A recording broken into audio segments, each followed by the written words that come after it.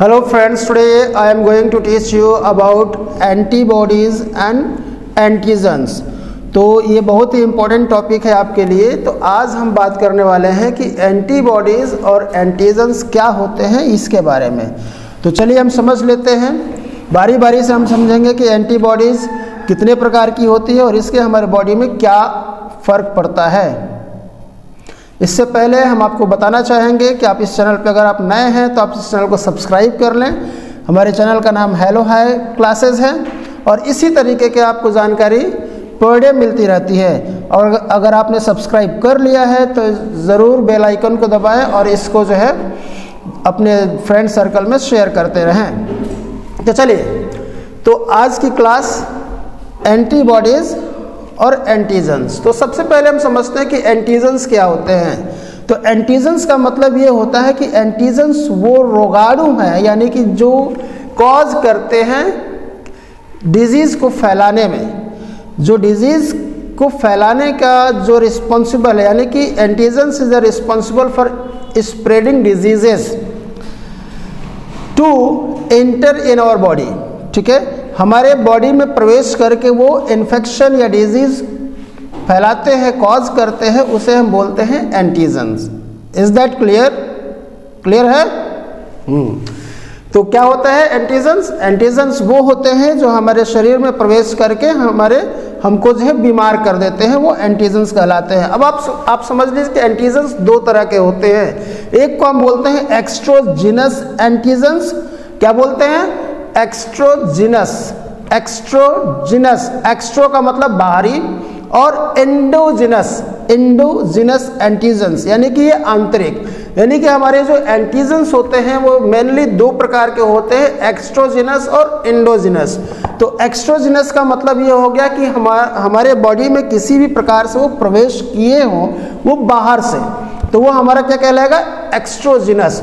और एंडोजिनस क्या कहलाएगा? कि हमारी बॉडी ने ही खुद से एंटीजेंस तैयार कर लिए हमारे अंदर, तो वो कहलाता है एंडोजिनस एंटीजेंस। ठीक है, तो आपको क्लियर है कि एंटीजेंस क्या होते हैं। और एंटीजेंस को मारने के लिए, किल करने के लिए, फाइट करने के लिए, उससे प्रतिरक्षा करने के लिए जो हमारी बॉडी के अंदर होता है उसको हम बोलते हैं एंटीबॉडीज। ठीक है, क्लियर है? तो अब हम बात करते हैं कि एंटीबॉडीज होता कहाँ है। तो एंटीबॉडीज मेनली हमारे जो है ब्लड प्लाज्मा या हम बोल सकते हैं WBC में प्रोड्यूस होता है। और एंटीबॉडीज ये 5 तरह के होते हैं। तो एंटीबॉडीज ये कितने तरह के होते हैं? There are 5 types of antibodies. Clear है?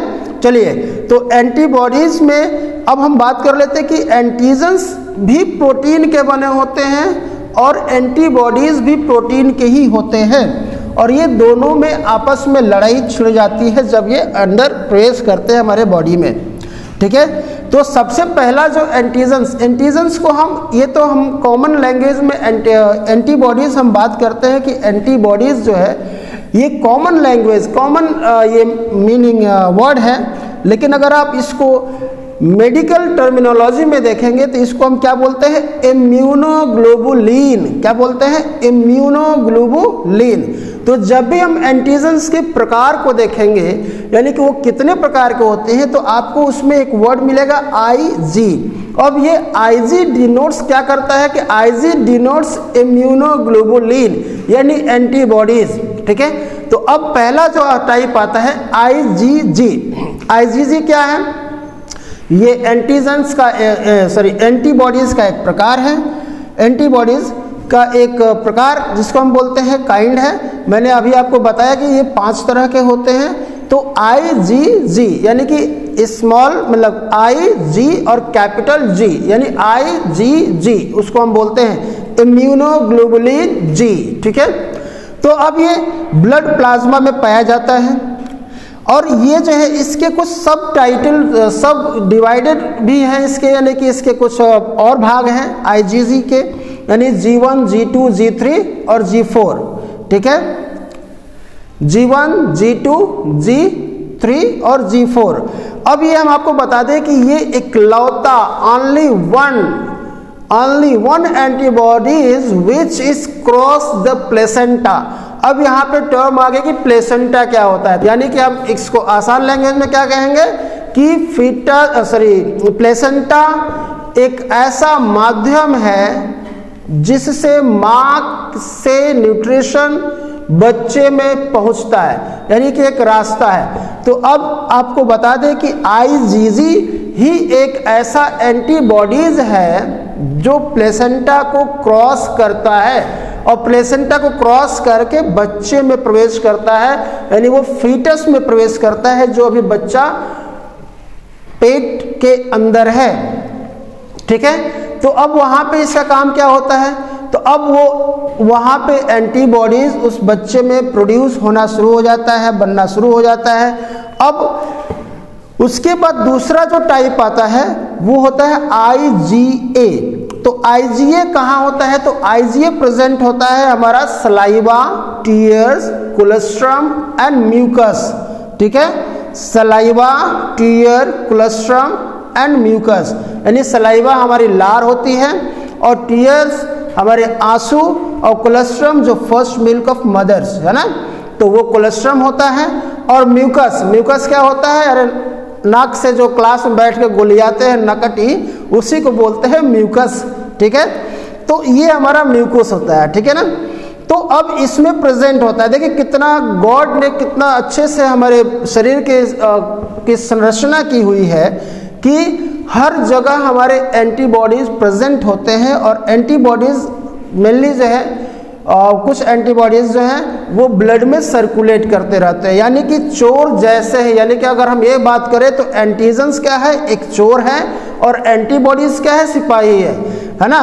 या हम ये कह सकते हैं कि एंटीबॉडीज एक 5 भाई हैं और एंटीजन्स यानी 5 भाई अगर एक किसी घर में रह रहे हैं और उसमें कोई चोर अगर घुसा चोरी करने के लिए, अगर वो चोर यानी कि एंटीजन अगर घुस गया तो 5 भाई क्या करेंगे, एक साथ हमला कर देंगे। तो वही काम हमारे बॉडी में होता है, तो एक दूसरे को ये संकेत देते रहते हैं और हमारी बॉडी जो है एंटीजन से सुरक्षा करती है। तो IgA प्रेजेंट कहाँ होता है, saliva, tear, colostrum and mucus में। अब जैसे ही कोई एंटीजन्स हमारे बॉडी में प्रवेश करेगा, किसके माध्यम से, चाहे वो आँख के माध्यम से, नाक के माध्यम से, मुंह के माध्यम से हो, तो अब ये वहाँ पे प्रेजेंट ये हमारी एंटीबॉडीज हैं उससे लड़ने के लिए तैयार हो जाती हैं। अब आता है IgM, ये दूसरा है। अब IgM क्या होता है, तो IgM यानी इम्यूनोग्लोबुलिन M। ठीक है, तो अब ये WBC में होते हैं और ये एक्टिव होते हैं जैसे ही हमारे बॉडी के अंदर एंटीजन्स जाता है तो ये बिल्कुल एक्टिव हो जाते हैं। ठीक है, और इनके अंदर क्या होता है कि ये एंटीबॉडीज जो है मेमोरी सेल होती है। मेमोरी सेल क्या होती है, यानी मेमोरी सेल का मतलब होता है कि वो किसी भी चीज को एक बार समझ ले, देख ले, छू ले, तो अब क्या होगा, वो याद हो जाएगा। उसकी संरचना, उसके स्ट्रक्चर और उसका शेप वो याद कर लेंगे। यानी ये स्टिक इसी तरह से जैसे आपके पास क्या होता है, प्राइमरी मेमोरी और सेकेंडरी मेमोरी। ये कंप्यूटर में भी होता है, प्राइमरी मेमोरी और सेकेंडरी मेमोरी।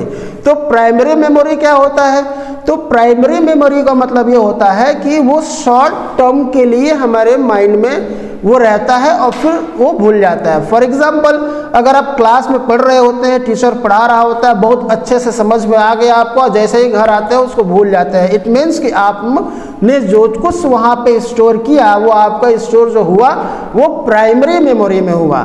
लेकिन सेकेंडरी मेमोरी में अगर एक बार अगर वो चला जाता है तो वो लॉन्ग टर्म तक वो याद रहता है। जैसे अगर हम बात करें कि अगर आपको कभी मान लीजिए कि अगर कहीं पे आप बहुत बुरी तरह से गिर गए हो, तो जब भी आप 10 साल 20 साल के बाद भी अगर उस रास्ते से अगर आप क्रॉस करेंगे तो वो जगह आपको याद आ जाएगी और साथ में वो घटनाएं भी याद आएंगी जो आपके साथ घटित हुई हैं। यानी कि क्या हुआ, यानी कि वहाँ पे आप अगर गिरे हैं तो पता ये चलता है कि वो गिरने के बाद जो चोट लगी आपको वो क्या हो गया, वो सेकेंडरी मेमोरी में सीधा चली गई और वो फिर जो है लंबे टाइम तक वो याद रहेंगे आपको, हो सकता है कि आप लाइफ लॉन्ग तक याद रहे वो चीज़। तो इस तरीके से इनके पास जो आईजीएम यानी कि आईजीएम इम्यूनोग्लोबुलिन एम ये क्या करता है, ये मेमोरी होती है इसके अंदर। तो जैसे ही एंटीजन प्रवेश करता है तो वो उसको जो है उससे जाके चिपक जाते हैं। चिपकने का मतलब कि उसका शेप और साइज और स्ट्रक्चर उसको पता हो जाता है, ठीक है ना। वो अपना साइज रिसेप्टर्स, आपने नाम सुना होगा, तो रिसेप्टर्स उसके जैसा वो संरचना बना लेता है और उसको वहाँ से किल कर देता है फॉर एग्जांपल। और वो फिर वो जो इम्यूनोग्लोबुलिन है वो एक्टिव हो जाता है। और जैसे ही वो उसी प्रकार के उसी स्ट्रक्चर का अगर कोई दूसरा वायरस हमारे बॉडी में प्रवेश करेगा तो फिर वो उसको पहचान रहा होता है, उससे हमें कैसे डील करना है ये अच्छे से कर लेगा उस टाइम पे, है ना। और आपको बता दूं फॉर एग्जांपल के तौर पे कि जैसे कहा जाता है कि स्मॉल पॉक्स या चिकन पॉक्स जो होता है वो जब एक बार किसी को हो जाता है तो उसके अंदर वो एंटीबॉडीज बन जाती है, फिर दोबारा उसको वो चीज़ नहीं होती है। यानी यही कारण है कि वो एक बार मेमोरी फिट हो गई, अब फिर वो दोबारा उस पर अगर अटैक भी करेंगी तो वो बिल्कुल उसको कोई नुकसान नहीं पहुंचा पाएंगे, ठीक है। तो आईजीएम का ये काम होता है। अब आता है आईजीडी, यह भी एक प्रकार का एंटीजन्स है, सॉरी एंटीबॉडीज है। तो यह बी सेल में पाया जाता है, यानी कि बोन मैरो सेल, है ना, ये बोन मैरो सेल में पाया जाता है और इसको हम बोलते हैं प्राइमरी, ठीक है, प्राइमरी एंटीबॉडीज। यानी ये क्या करता है कि ये सिर्फ इन्फॉर्म कर देता है कि ये फलाने आ गए हैं, उनका स्वागत होना चाहिए। उसके बाद आता है आईजीई। तो आईजीई जो इम्यूनोग्लोबुलिन या एंटीबॉडीज पाया जाता है वो आईजीई है। तो ये लंग्स में, स्किन में, म्यूकस मेम्ब्रेन में, ठीक है। तो अब आपको बता दें कि इसका काम आईजीई का जो लंग्स पे है या स्किन में, यानी कि इसका मेनली जो काम होता है कि ये वैसी चीज़ों को मारता है जो पैरासाइट्स होता है। यानी कि जैसा आप देखते हैं कि ये इन्फेक्शन हमारे बॉडी पे होता है तो वो इन्फेक्शन यानी स्किन पे हुआ है तो वहाँ पे जो तुरंत एक्शन जो लेता है वो आईजीई ही करता है। और मान लीजिए कि अगर वो सक्षम नहीं है, हमारी एंटीबॉडीज सक्षम नहीं है, तो फिर आप बीमार पड़ जाएंगे, आप इन्फेक्शन से ग्रसित हो जाएंगे, ये होता है, ठीक है। तो एंटीजन्स अब अगर हम बात कर ले कि एंटीजन्स जब इकट्ठा हो जाते हैं हमारे बॉडी में तो वो एक सिक्रीट करते हैं केमिकल्स और उसका नाम उसका जो नाम है उसका नाम है हिस्टामिन। क्या बोलते हैं? हिस्टामिन। हिस्टामिन पैरासाइट से बचाते भी हैं। और हिस्टामिन क्या करता है कि हिस्टामिन जो है ये एलर्जी प्रोड्यूस करता है, ठीक है। यानी कि एलर्जी का मतलब इचिंग वगैरह होना जो आपको होता है वो हिस्टामिन के कारण ही होता है। अब बात करते हैं इम्यून सिस्टम। तो इम्यून सिस्टम कैसे बना होगा? तो जब इम्यूनोग्लोबुलिन से मिलकर के ही तो इम्यूनिटी या इम्यून सिस्टम बना हुआ है। उसके अंदर क्या है, यानी कि इन्हीं चीज़ों को जब हम पढ़ते हैं तो एक सिस्टम के तहत पढ़ते हैं, उसको बोलते हैं इम्यून सिस्टम।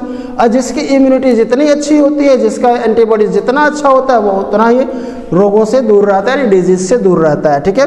तो उसके बाद वायरस जो है बी सेल में अगर आते हैं, बी सेल यानी कि बोन मैरो सेल, तो एंटीबॉडीज बनाने के बाद जो वायरस क्या करते हैं वहाँ पे चिपकते हैं। चिपकने के बाद उसको जो है अगर वो मारने की कोशिश करते हैं बी सेल, और जैसे बी सेल मारने की कोशिश करते हैं, अगर उनसे नहीं होता है, वो फेल हो जाते हैं या वो उनके बस की बात नहीं होती है, वो कमज़ोर पड़ जाते हैं, तो वो सीधा इन्फॉर्म करते हैं टी सेल को, यानी कि थाइमस सेल, ठीक है। तो ये टी सेल होता है। और इस तरीके से हमारा पूरा एक सिस्टम, एक इम्यूनिटी सिस्टम जो बना हुआ है बिल्कुल इन्हीं एंटीबॉडीज से बना हुआ है। तो आई होप कि आपको समझ में आ गया कि एंटीबॉडीज और एंटीजन्स क्या होते हैं। मेन यही है कि एंटीजन्स बच्चों को समझ में नहीं आता है। तो आपको अगर आपको ये समझ में आ गया हो तो ज़रूर इस पे आपको लाइक, कमेंट, शेयर ज़रूर करना चाहिए और हमारे चैनल को ज़रूर सब्सक्राइब करें। इसी तरह के वीडियो आपको देता रहूँगा, ठीक है। तो चलिए तब तक के लिए अलविदा। Thank you so